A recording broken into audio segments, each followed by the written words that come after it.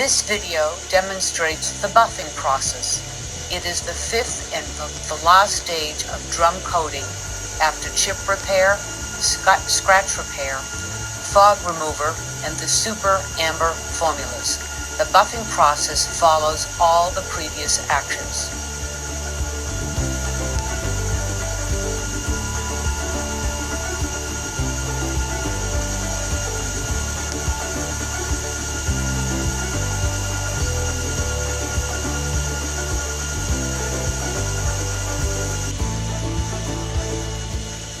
As you can see in this video, this buffing process is done by soaking a piece of cotton with the C10 formula and polishing the drum gently.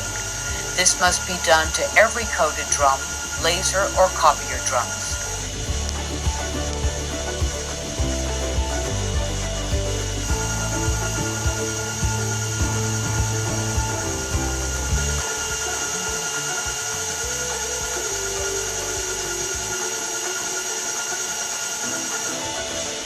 The C10 is a buffing formula that extends drum life, hardening and protects the previous layers. It is targeted to protect fog remover and super amber for laser drums and lime jet formulas for the copier drums.